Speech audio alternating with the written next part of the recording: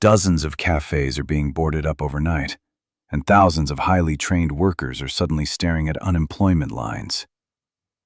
It looks like the grim aftermath of a total economic collapse.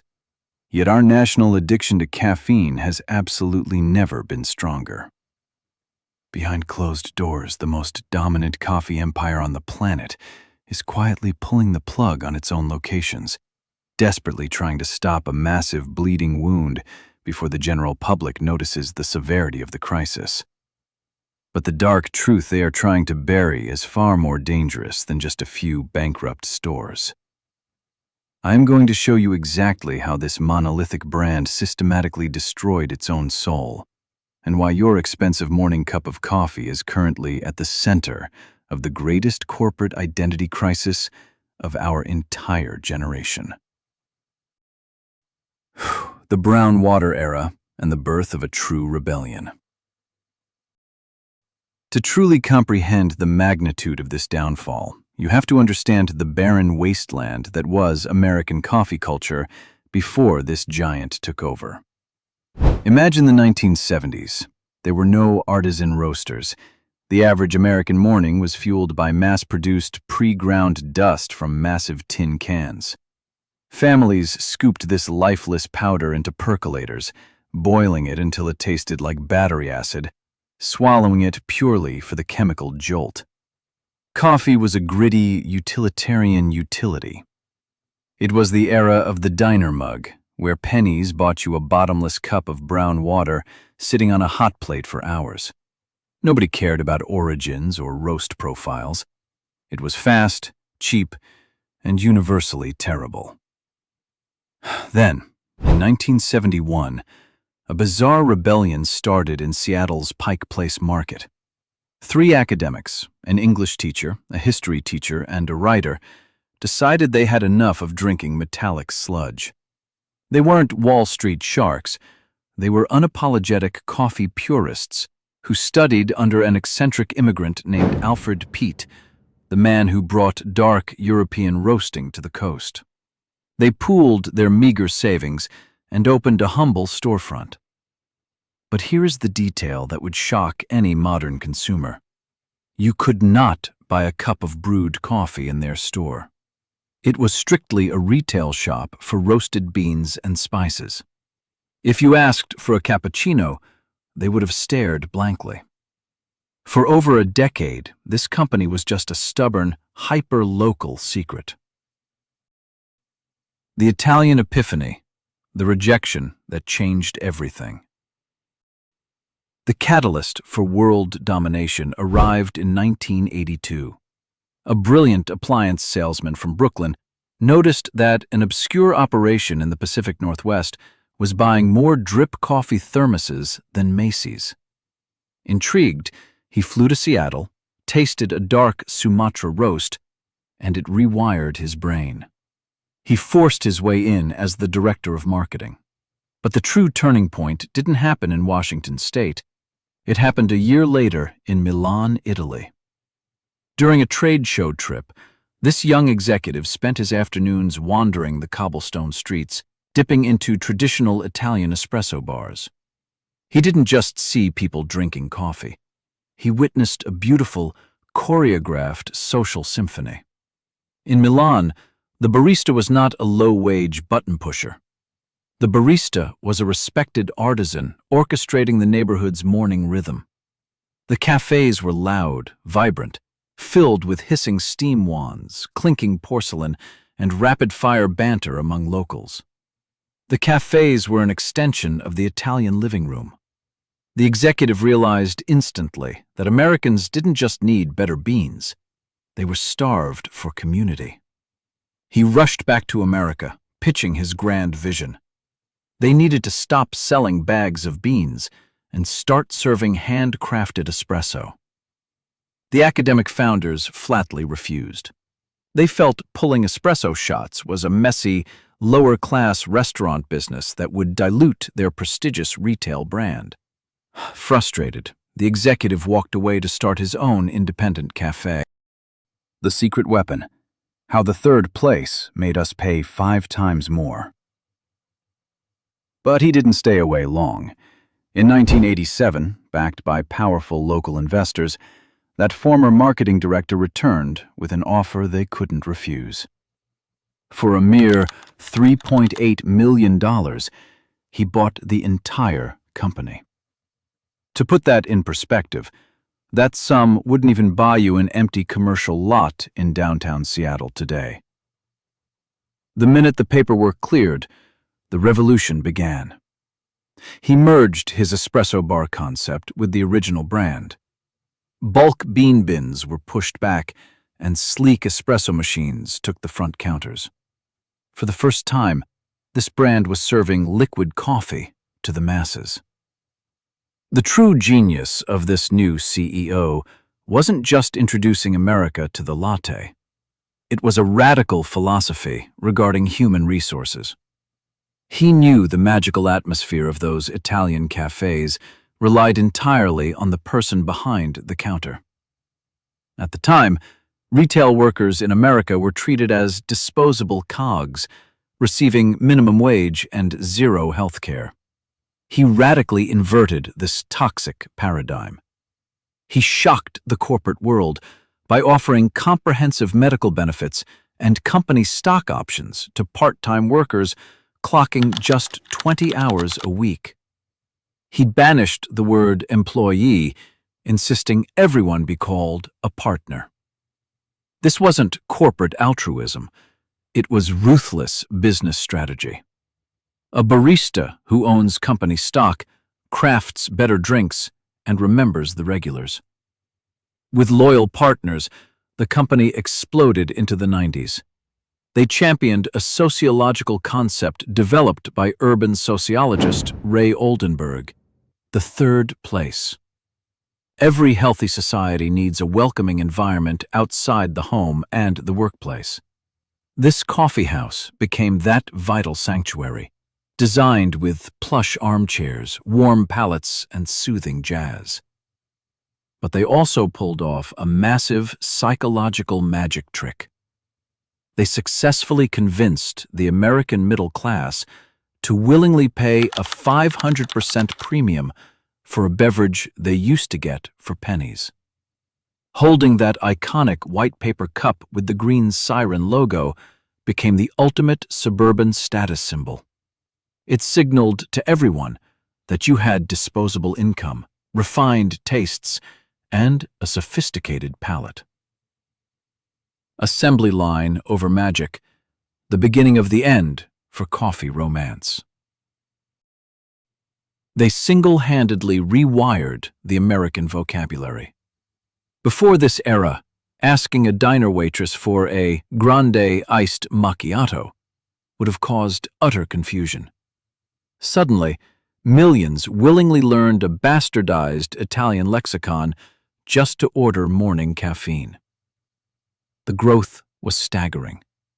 After going public in 1992, the company consumed commercial real estate like a virus. By the millennium, they ballooned from 100 shops to thousands of locations. They deployed a predatory strategy known as clustering. They purposefully opened multiple cafes within a single square mile, flooding the zone to choke out independent shops. It became a cultural joke that you could stand inside one of their stores, look out the window, and see another location directly across the street. But when a corporation prioritizes infinite growth over everything, foundational pillars rot from the inside. By 2007, the visionary CEO had stepped away, and new leadership obsessed over sheer volume and efficiency. The romance of the coffee house was methodically stripped away to shave seconds off transaction times. They ripped out traditional espresso machines where you could watch the barista pull shots, replacing them with massive automated boxes obscuring the customer's view. You no longer saw craftsmanship. You just saw a tired worker pushing buttons. They abandoned grinding fresh beans in the front, opting for vacuum-sealed bags that eliminated the rich aroma drifting onto sidewalks. The brand had successfully commoditized its own premium experience. The Sugar Trap: How Coffee Turned into Liquid Dessert for TikTok. Then the global financial system catastrophically melted down in 2008. Millions lost their homes and jobs. Almost overnight, consumer psychology shifted dramatically. Dropping $5 on a mediocre push-button latte no longer felt like a harmless luxury. It felt like gross financial negligence. The company underwent a humiliating contraction, permanently shuttering hundreds of underperforming stores in months. To survive this catastrophic dip in consumer spending, the brand realized they could no longer rely solely on coffee purists. They needed to appeal to a broader, younger demographic. They embarked on a profound pivot, transforming into a high-margin liquid dessert syndicate. Today, the vast majority of revenue doesn't come from traditional drip coffee or perfectly crafted cappuccinos. It comes from heavily iced, wildly colorful, profoundly sweet concoctions that entirely overpower the taste of roasted beans. The nutritional data of their modern menu reads like a public health warning. A standard 20-ounce white chocolate mocha contains a staggering 73 grams of sugar. To put that into terrifying perspective, that is nearly double the American Heart Association's recommended daily limit for an adult, consumed in one drive-through visit. You are consuming more pure sugar than if you ate 4 entire glazed donuts. The brand successfully conditioned an entire generation to associate the morning coffee ritual with a massive spike of refined carbohydrates and artificial syrups.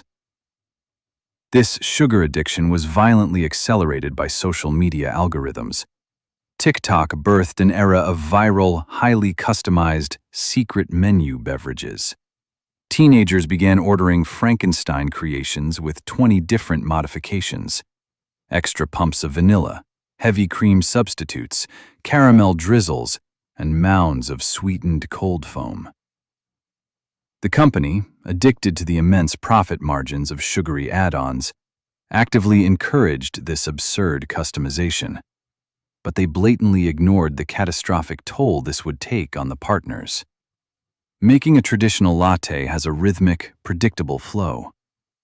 Making a viral, heavily modified iced beverage requires stopping the entire production line to read a sticker looking like a CVS receipt, hunting down 6 syrup bottles, and violently shaking dairy substitutes in plastic cups. Digital Hell, the app that broke the system and sparked an uprising. The final nail in the coffin of the legendary Third Place was the aggressive push of their mobile ordering application. On paper, it sounded like a frictionless utopia. Order on your phone, skip the line, grab your cup. In reality, it turned cozy neighborhood cafes into chaotic fulfillment centers. Walk into a location at 8 in the morning today, and there is no jazz playing softly. There is no friendly banter. There is just a wall of exhausted workers frantically trying to clear an endless digital queue of ghost tickets printing from the cloud. A physical customer might wait 20 minutes for black coffee because an invisible algorithm dropped 40 complex mobile orders ahead of them. Stores simply lack the physical square footage or human bandwidth to process this digital onslaught. The predictable result of this grueling factory floor environment was a massive, unprecedented labor uprising. The partners, the very foundation of the original success, finally broke under the pressure of stagnant wages, chronic understaffing, and the psychological warfare of the mobile order queue. Over 400 stores across the United States have successfully voted to unionize, sparking brutal legal battles and PR nightmares for corporate headquarters. Frontline workers are loudly broadcasting that the company has lost its moral compass, prioritizing shareholder dividends over basic human dignity. The warm, inviting smile the company used to guarantee is gone, replaced by the 1,000-yard stare of a barista 3 minutes behind on a queue of 30 iced shaken espressos. a stab in the back. Home baristas and Agile competitors. While the green giant was busy battling its own employees and drowning in artificial vanilla syrup, the competition quietly circled the wounded beast. They realized they no longer needed to invent the premium coffee market. They just needed to execute it without the friction. Boutique chains emerged, offering streamlined menus and lightning-fast service out of tiny automated kiosks. Drive-through focused brands out of the West Coast exploded by offering the exact same highly caffeinated milkshakes, but delivering them with genuinely enthusiastic customer service that the legacy giant had long since abandoned. Even massive fast food conglomerates upgraded their roasting facilities. In numerous blind taste tests, everyday consumers consistently preferred the $3 drive-through espresso from the Golden Arches over the $7 bitter equivalent from the iconic Siren. Simultaneously, a silent revolution happened inside American kitchens. The global pandemic permanently altered consumer habits, forcing millions to learn how to brew their own premium beverages. The home appliance market exploded, with affordable espresso machines rivaling commercial equipment. Consumers realized that with a $200 machine, locally sourced beans, and YouTube tutorials, they could craft a world-class flat white in their pajamas for 40 cents. The mystical illusion of the trained barista was shattered. The legacy brand spent 30 years teaching the American public how to demand specialty coffee. And ironically, that very education is exactly what gave consumers the confidence to finally walk away. The final straw.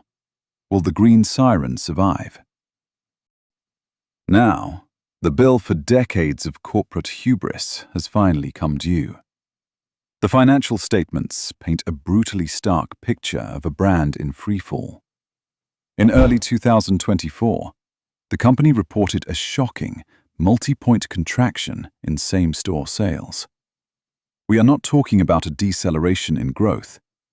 We are talking about a massive exodus of regular, loyal customers deciding they are finished for good. The boardroom has devolved into a chaotic game of musical chairs, burning through multiple highly paid chief executive officers in an incredibly compressed timeframe. Activist investors are circling, demanding radical structural changes to stop the bleeding of shareholder value. The legendary founder repeatedly descended from the mountains to correct course, only to retreat when the structural rot proved too deep. Let's be brutally honest. A corporate behemoth with tens of thousands of global locations and a multi-billion-dollar market capitalization does not simply vanish overnight. They will continue to sell millions of gallons of iced sugar water to teenagers and dominate highway rest stops for the foreseeable future. But the undeniable cultural monopoly they held over the American morning ritual is irreparably broken. The intimate, romantic third place that convinced a nation to fall in love with cafe culture has been permanently bulldozed, paved over, and replaced by a sterile, stressful, overpriced digital assembly line. They successfully conquered the world by promising us an experience, but in their relentless, greedy pursuit of absolute scale, they fundamentally forgot how to deliver. The siren song has faded.